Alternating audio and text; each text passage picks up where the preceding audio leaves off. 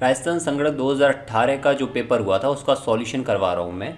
Part 1 already मैंने करा दिया है 25 क्वेश्चन तक, उसकी लिंक भी डिस्क्रिप्शन में दे रखी है। जिसने नहीं देखा है देख लेना। 26 से लेकर 50 तक इस पार्ट में करा दूंगा मैं। और कोर्स की लिंक भी डिस्क्रिप्शन में है, जिसने अभी तक ज्वाइन नहीं किया है कर लेना। जितना लेट करोगे उतना ज़्यादा प्रॉब्लम होगी। कंसेप्चुअल वीडियोज़ मैंने बना रखी हैं, एक लेक्चर को एक वीडियो में ख़त्म कर रखा है, तो उसमें से बाहर नहीं जाएगा। अच्छे से पढ़ लेना और स्टैटिस्टिक्स कोड लगा देना। उसके बाद आपको 25% ऑटोमेटिकली डिस्काउंट हो जाएगा। क्वेश्चन नंबर 26 को देखेंगे यहाँ पर। देखो क्वेश्चन नंबर 26 कह रहा है कि when mean of A group is 79 and variance is 64, को वेरिएंस आपको बताना है। क्वेश्चन हिंदी में भी लिखा हुआ है, जैसा पेपर है वैसे ही मैंने यहाँ पर मेंशन किया हुआ है। कोवेरिएंस क्या होता है? कोवेरिएंस होता है भाई सिग्मा अपॉन में एक्स बार गुणा 100। बस ये आपको फॉर्मूला पता होना चाहिए।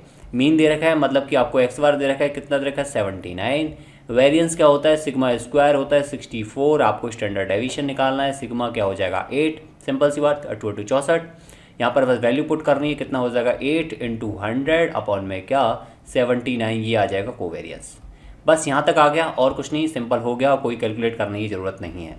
ये क्या है 800/79 है। ध्यान से देखो इसमें क्या है 79। इसको क्या लिख सकता हूँ मैं 80 लिख सकता हूँ। 80 लिखूँगा, डिवाइड करूँगा 10 आ जाएगा।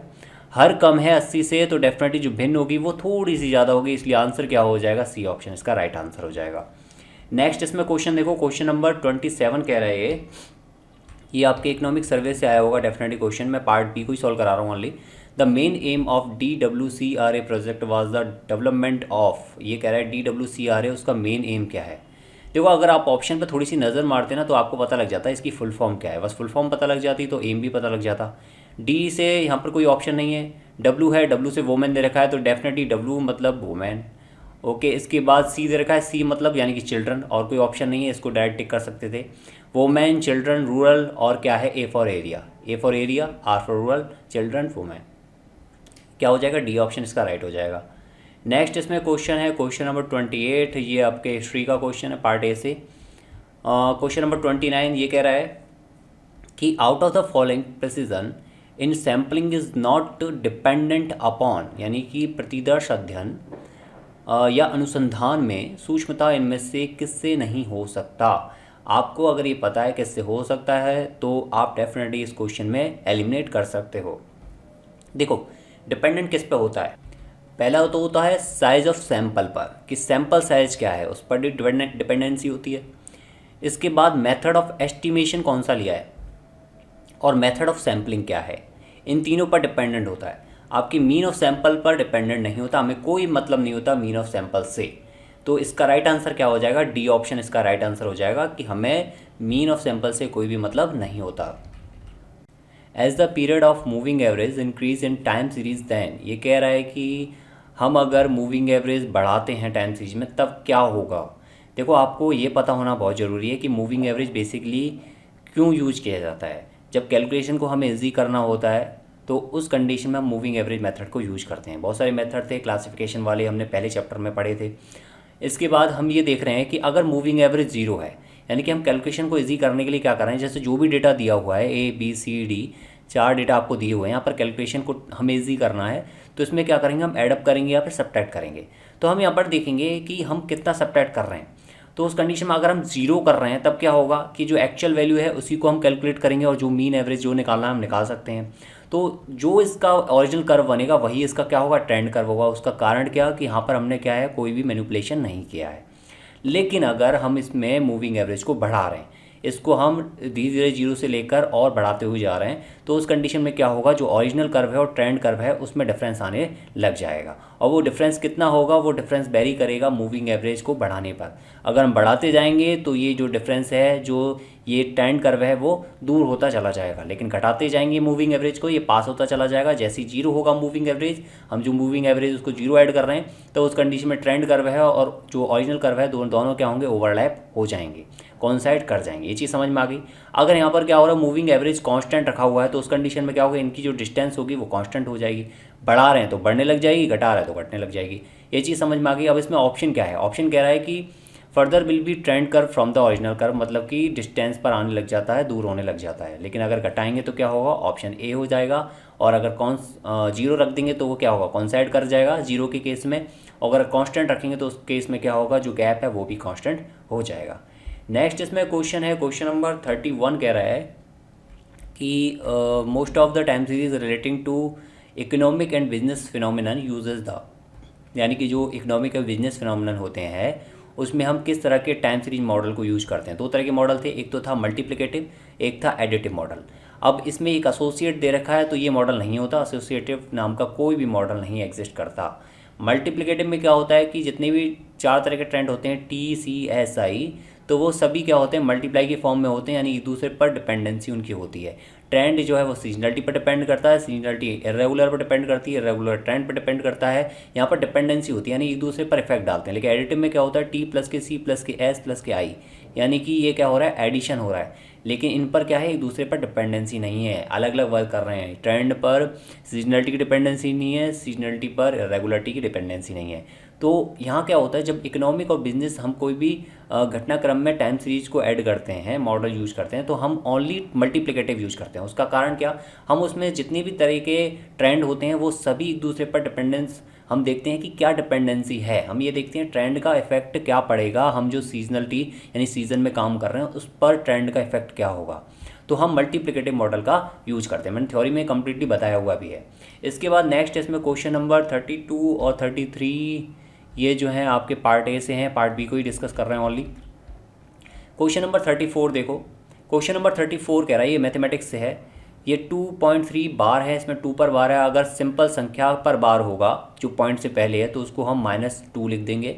और अगर 0.3 इस तरह से बार है तो उसको हम क्या करेंगे, पॉइंट के बाद 3 है तो इसको हम क्या कर सकते हैं, 3/1 है, एक संख्या के ऊपर बार है तो सिंपल सा 9 लिख देंगे। लेकिन अगर इस तरह से होता 0.33 बार तो उसको क्या लिख देते, 33/99 लिख देते। जितनी संख्याओं के ऊपर बार होगा उतने नंबर में हम 9 लिख देंगे, जो संख्या होगी उसको ऊपर लिख देंगे। ये चीज़ समझ में आ गई। अब यहाँ पर देखो, इसको 2.3 बार, इसको क्या लिखेंगे, -2 प्लस के 0.3, इसको ये लिख सकते हैं। इसको क्या लिख सकते हैं, 2 प्लस के 0.3 पर बार, और इसको क्या लिख देंगे, 3/9। इसके बाद हम इसको क्या लिख सकते हैं, 2 प्लस के 0.3 लिख सकते हैं। इसके बाद ये माइनस के, ये क्या हो जाएगा, पॉइंट, ये इसको क्या लिख सकते हैं, इसको इस तरह से लिख सकते हैं, 2 बार प्लस के 0.3 बार, और यहाँ पर 0.3 बार है, ये क्या लिखा जाएगा, 3/9 हो जाएगा। और ये 2 बार क्या लिखा जाएगा, -2 हो जाएगा। तो -2 से +2, -2 से +2, तो ये क्या हो जाएगा, इसको 3/10 लिख सकते हैं।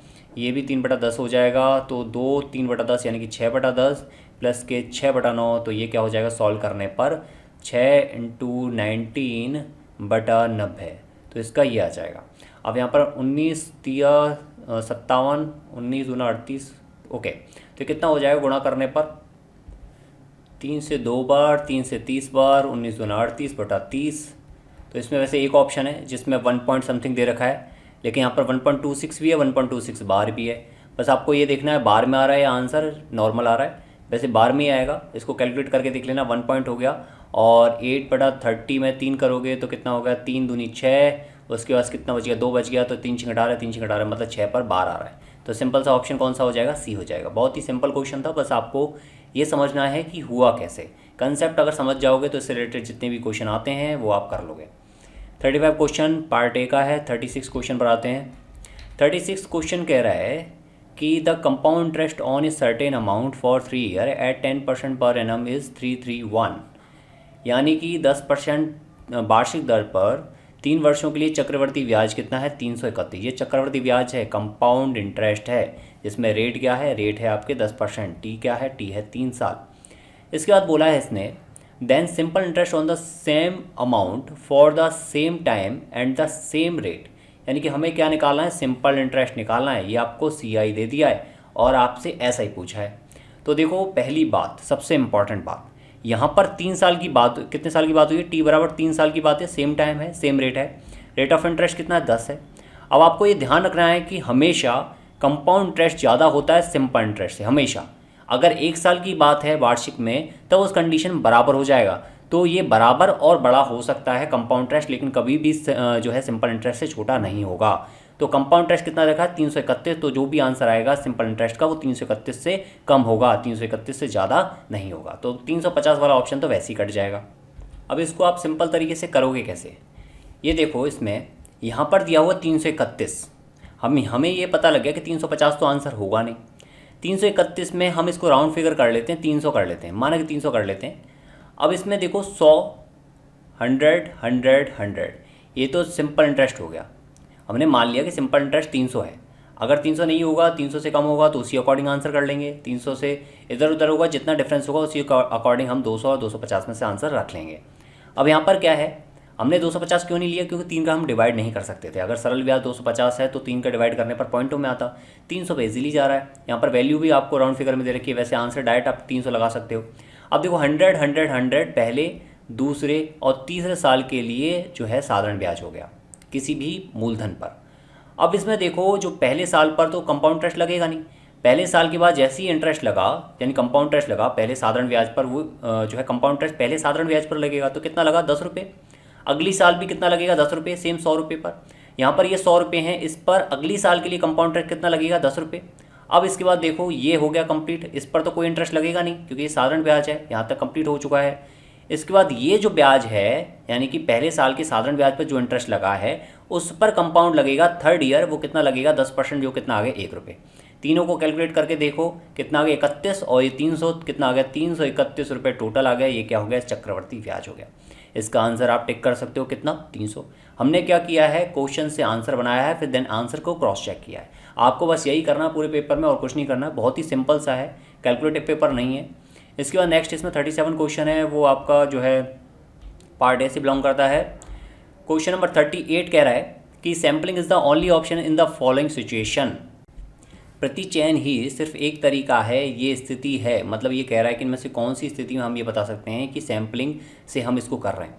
अब देखो पहला ऑप्शन है, सैम्पलिंग क्या होता है, पहली बात तो आपको ये समझना है। ये देखो एंटायर क्या पॉपुलेशन है, एंटायर पॉपुलेशन से मतलब कि जो भी आप डेटा जिससे आप कलेक्ट करना चाहते हो, जिसका आप फाइनली रिजल्ट निकालना चाहते हो, वो इसका आपने क्या किया, पूरा नहीं करने के कर सकते आप, तो छोटा सा एक पार्ट ले लिया, उसको आपने उठाया, उसको बोल दिया सैंपल, और उसको आपने कैलकुलेट किया, जो भी आपको एज एवरेज निकालना है या जो भी आपको टेस्टिंग करनी है आपने कर ली, और टेस्टिंग के बाद जो आपका रिजल्ट आया आपने बोल दिया इस पूरे पॉपुलेशन का रिजल्ट भी यही है। तो ये होता है सैम्पलिंग, सिंपल सी चीज़। अब इसमें ऑप्शन दिया है पहला वाला, ये लाइफ ऑफ ए बल्ब, यानी पूरे बल्ब की लाइफ देख रहे हो कि कितने टाइम तक जल रहा है, कितने टाइम तक नहीं जल रहा है। तो यहाँ पर पूरा एंटायर चेक कर रहे हो, तो जब पूरा एंटायर चेक करते हैं तो उसको हम सैम्पलिंग में काउंट नहीं करते। इसके बाद है third option, knowledge of A complete population. अगर हम कंप्लीट पॉपुलेशन की बात करेंगे फिर हमें सैंपल की ज़रूरत क्या पड़ेगी, नहीं पड़ेगी, तो ये भी क्या हो जाएगा, गलत हो जाएगा, ये भी सैम्पलिंग में नहीं आएगा, सैम्पलिंग भी इसके लिए ऑप्शन नहीं है। नेक्स्ट इसमें to find the mean of population, यानी कि इस पॉपुलेशन का हम क्या निकाल रहे हैं, एवरेज निकाल रहे हैं या फिर मीन निकाल रहे हैं। तो इस कंडीशन में भी क्या है, सेम चीज़ हो जाएगी जो पहले वाला कहा है, कंप्लीट नॉलेज, कंप्लीट पॉपुलेशन की नॉलेज, तो ये भी क्या हो जाएगा, गलत हो जाएगा। लेकिन इसमें देखो blood test of a person, किसी पर्सन का हमें ब्लड टेस्ट करना है तो क्या करते हैं, उसके पूरे खून को थोड़ी ना बाहर निकालते हैं, एक खून की एक आध बूंद निकालते हैं बाहर, उससे हम टेस्ट करते हैं, तब बता देते हैं कि भाई तुम्हारे जो शरीर में ब्लड बह रहा है वो बी पॉजिटिव है या बी नेगेटिव है, या ए बी पॉजिटिव है, ए बी नेगेटिव है। जो भी चीज़ हमें बतानी होती है हम बता देते हैं कि हीमोग्लोबिन जो आपके इतना % है, प्लेटलेट्स इतने % है, वो सब बता देते हैं सिर्फ एक दो बूंद से। तो इसको बोलते हैं हम सैम्पलिंग। सिंपल सी चीज़ समझ में आई।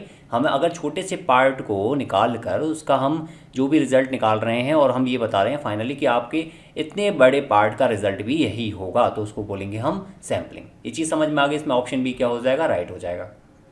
नेक्स्ट इसमें है ये क्वेश्चन गुरुशेखर हो जाएगा इसका वैसे तो। 40th क्वेश्चन कह रहा है कि the correct measure of economic growth, economic growth किससे कंसीडर की जाती है। इकोनॉमिक ग्रोथ में हम क्या देखते हैं, इकोनॉमिक ग्रोथ वो है जिसमें हर आदमी की ग्रोथ हो। हर आदमी की ग्रोथ कैसे होगी कि उसकी इनकम बढ़ जाएगी, पर कैपिटा इनकम बढ़ जाएगी।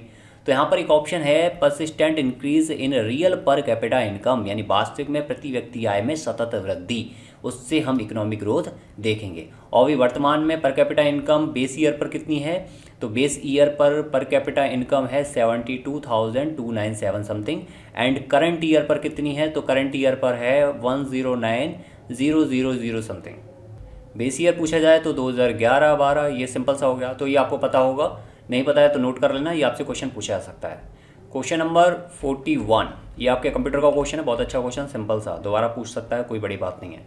विच is not the correct cell reference. Excel sheet आपने देखी होगी, नहीं देखी तो देखना, आज जाकर कंप्यूटर खोलना, एक्सेल खोलना, एक्सेल में देखना कि वहाँ कहाँ से स्टार्ट हो रहा है, जो नंबरिंग है वो कहाँ से स्टार्ट हो रही है। तो आप पाओगे कि इस डायरेक्शन में तो ABCD लिखा हुआ है और यहाँ पर नंबर लिखे हुए हैं 1 2 3, तो स्टार्टिंग हो रही है 1 से। तो जब 1 से स्टार्ट हो रही है तो नेगेटिव वाली सेल तो आएगी नहीं, R और C तो इस डायरेक्शन में आ गया, लेकिन यहाँ पर -2 दे रखा है, तो ये वाली सेल कभी भी नहीं हो सकती। तो इसका राइट आंसर कौन सा होगा, ये होगा D17 हो सकती है, G8 हो सकती है, R5 G7 हो सकती है। ठीक है, ये चीज़ समझ में आई, माइनस में नहीं होगी और जीरो में भी नहीं होगी। इसके बाद इसमें नेक्स्ट क्वेश्चन है, क्वेश्चन नंबर 42 कह रहा है कि ये क्वेश्चन है, ओके, मैथमेटिक्स का क्वेश्चन है, question number 42। The product of 2% of a number and the 5% of the same number is 152.1, then what is the 1/3 of that number. ये कह रहा है किसी संख्या का 2%, उसी संख्या के 5% का गुणनफल जो है वो 152.1 है, तो उस संख्या का 1/3 क्या है। तो स्मार्टली करना है इस क्वेश्चन को, ताकि कैलकुलेशन कम से कम हो। हमने मान ली वो संख्या x है और उसका 2% कितना हो जाएगा, 2/100 हो जाएगा। अब उसी संख्या का 5% कितना हो जाएगा, वो संख्या x है, उसी संख्या का 5% कितना हो जाएगा, 5/100 हो जाएगा। अब ये कह रहा है उनका गुणनफल, तो गुणा कर दिया, वो कितना आ रहा है, 152.1 आ रहा है। बस यहाँ पर हमें क्या करना है, सॉल्व करना है। तो 5 दूनी क्या हो गया, 10 हो गया, तो 5 दूनी 10, 10 से एक 0 कट गई, ये कितना हो गया, x² हो गया, यहाँ से 152.1 और कितना आ जाएगा, 1000 आ जाएगा। इसको थोड़ा सॉल्व करेंगे तो कितना हो जाएगा, x² = 152.100, ये हो गया। अब हमें ये देखना है कि ये x² है और इसने पूछा क्या है, उस संख्या का 1/3 क्या है, बस ये पूछा है, यानी कि x का 1/3 पूछा है। तो हमें यहाँ पर वैल्यू किसकी, x² की है, तो यहाँ पर वैल्यू लिख दो सिंपल सा 152.100। x को किस तरह से लिख सकते हैं, x √√ में 152.100 बट्टा क्या हो जाएगा। अब इसको अगर मैं √ में लेना चाहूँ 3 को, तो क्या लिख सकता हूँ, √ के 9, बट यहाँ पर बस क्या कर लो, आप डिवाइड कर लो, 152.100 बटा 9 का होल √ क्या हो जाएगा, जो आपसे पूछा है x/3, वही आपका क्या हो जाएगा, आंसर हो जाएगा। 9 से डिवाइड करेंगे तो कितना हो जाएगा, 9 एकम 9 और 6 बच गए, 9 7 63, 9 6 54, कितना हो गया, 8 4 12, 9 9 81 00। अब देखो कितना ईजी हो गया। यहाँ पर आप √ लेते तो कितना टफ था, लेकिन जैसे ही 9 से डिवाइड किया कितना ईजीली आ गया। 00 का कितना हो गया, 1 हो गया, सिंपल सा 1 0, और 169 का कितना हो गया, 13 हो गया, तो x/3 कितना आ गया, 130 इसका राइट आंसर हो गया। बहुत ही सिंपल तरीके से आपने किया, कोई भी कैलकुलेशन पहले नहीं की, बाद के लिए बचा के रख ली, बस सीधा सा क्वेश्चन कर दिया। यहाँ पर x की वैल्यू आ गई थी, हमने /3 करना था, 1/3 पूछा था, हमने क्या किया, यहाँ से 3 को भी √ में ले लिया, ये तो ऑलरेडी √ में था ही, बस डिवाइड कर दिया, डिवाइड करने में पता लगा ये आ रहा है, ये इसकी वैल्यू क्या हो गई, 169 की 13 हो गई, 00 की 0 हो गई। नेक्स्ट इसमें है क्वेश्चन नंबर 43। क्वेश्चन नंबर 43 कह रहा है, विच of the following is not a characteristics of an ideal average. Ideal average की इनमें से कौन सी विशेषता नहीं है। देखो आइडियल एवरेज है, एवरेज बात हो रही है, तो इजी होगा कैलकुलेट करने में, सिंपल सी बात, इजी होगा कैलकुलेट करने में, तो टाइम कंज्यूमिंग तो होना ही नहीं चाहिए, तो ये ऑप्शन तो वैसे ही गलत हो जाएगा। तो इसलिए इसका राइट आंसर जो होगा ना वो डी हो जाएगा। यहीं से पता लग जाएगा आपको कैसे, कि आइडियल एवरेज है तो कैलकुलेट करने में कैसा होगा, इजी होगा। दूसरा इसमें बोला स्थिर होगा, बिल्कुल सही बात है, इसमें कहीं भी जो है वेरिएबिलिटी नहीं होगी। आइडियल है इसलिए क्या होगी, इसमें वाइसिंग नहीं होगी, वाइसिंग मतलब कि ये एक तरफ नहीं होगा, किसी भी दूसरी तरफ एक तरफ नहीं होगा, सिंपल सा क्या होगा, स्थिर होगा। स्थिर तो इसने बोला ही है, रिजिड, ये रिजिड बोला है, नो वाइसिंग बोली है, दोनों क्या है, एक दूसरे के समानार्थी हैं। इजी बोला है, इजी मतलब कि टाइम टेकिंग नहीं है, लेकिन इसने बोला यहाँ पर मोर टाइम कंज्यूमिंग है, तो ये क्या होगा, इसका राइट आंसर हो जाएगा ऑप्शन नंबर 4। चीज़ समझ में आई, कितना सिंपल सा क्वेश्चन था, आइडियल एवरेज की बात कर रहा है और तीनों ऑप्शन एक जैसे सिमिलर से हैं। नेक्स्ट इसमें है क्वेश्चन नंबर 44, ये आपका पार्ट ए से है। 45 में क्या कह रहा है, the replacement level of total fertility rate for India is, वर्तमान में कितनी चल रही है, 2.1 चल रही है चिल्ड्रन पर 1 वोमेन। ओके, ये आपकी करंट में चल रही है। The replacement level of total fertility rate जो है अभी इंडिया में करंटली, जो मैं 2021 में वीडियो बना रहा हूँ अक्टूबर मंथ में, तो अभी 2.1 ही है।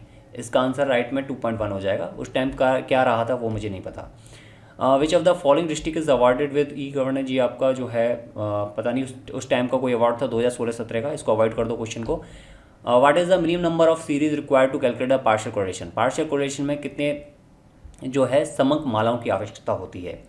तो आपने जब पार्शियल कोरिलेशन पढ़ा था तो वहाँ पर आपने क्या देखा, अगर आपने लेक्चर ज्वाइन नहीं किए तो कर लेना, मैं अगेन आपसे कह रहा हूँ, उसकी लिंक डिस्क्रिप्शन में है, और सारे लेक्चर प्रॉपर्ली कवर करना। सिर्फ कोर्स लेके रखने से कोई फ़ायदा नहीं होगा। पार्शियल कोरिलेशन में हम 3 तरह के आर को यूज कर रहे थे, तो मल्टीपल कोरिलेशन हो चाहे पार्शियल कोरिलेशन हो, हम 3 तरह के समूहों का यूज करते हैं। ये ध्यान रखनी है आपको बात। जब आप फॉर्मूला पढ़ते हो तो वहाँ पर आपको ये चीज़ क्लियर हो जाती है। आप 3 पॉइंट से वैल्यू को जो है कैलकुलेट करते हो, पार्शियली कोरिलेशन को निकालते हो, मल्टीपल कोरिलेशन को भी 3 ही वैल्यू से निकालते हो। 3 इसका राइट आंसर हो जाएगा। ये चीज़ समझ में आ गई। क्वेश्चन नंबर 48 जो है वो आपके वैसे तो थोड़ा सा जो है इकोनॉमिक पार्ट हो गया, क्या हो गया है इसमें, क्या क्वेश्चन बोला है, प्रादेशिक या भौगोलिक समंकों के प्रदर्शन। ओके, ये भी स्टैटिस्टिक्स में ही आ गया है। ज्योग्राफिक डेटा है उसको हम किस तरह से रिप्रेजेंट करते हैं। सिंपल सी बात है, ज्योग्राफी है तो कार्टोग्राफ से करते हैं। ज्योग्राफी की बात होगी तो हम कार्टोग्राफ से करेंगे, चित्र की बात होगी पिक्टोग्राम से करेंगे।